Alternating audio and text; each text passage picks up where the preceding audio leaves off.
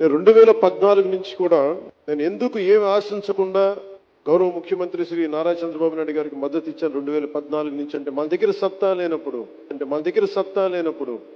పాప మన దగ్గర సత్తా లేదంట. సత్తా ఉంది ఎవరికి రాష్ట్రంలో? చంద్రబాబు నాయుడు గారు ఉన్నాడు సత్తాగా. ఆయన జీవినంతకాలం ఆయనే ముఖ్యమంత్రిగా ఉన్నారంట, ఈయనేమో కింద సేవ చేస్తాడంట. నా దగ్గర సత్తా లేదంటున్నా పవన్ కళ్యాణ్ గారికి చెప్తున్నా. అయ్యా ఆ జన సైనికులకి, వీర మహిళలకి మీకు కూడా చెప్తున్నా, నా దగ్గర సత్తా లేదో అంటున్నా ఆ పవన్ కళ్యాణ్ గారికి చెప్పమని చెప్తున్నా. సత్తా లేదంటే ఎక్కడి నుంచి వచ్చిందండి సత్తా? ప్రయత్నం చేయాలి కదా, ప్రయత్నం చేస్తేనే సత్తా వచ్చేది.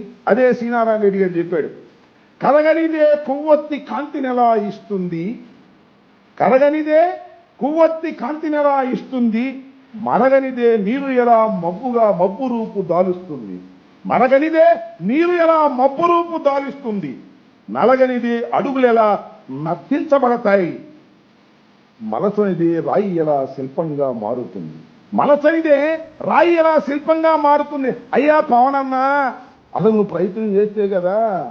నేను ప్రయత్నం చేయను, మా చంద్రబాబే ముఖ్యమంత్రి, నాకు అన్ని సదుపాయాలు బ్రహ్మాండంగా అందుతున్నాయి, ఇది చాలు, నాకు ఇంకేం అవసరం.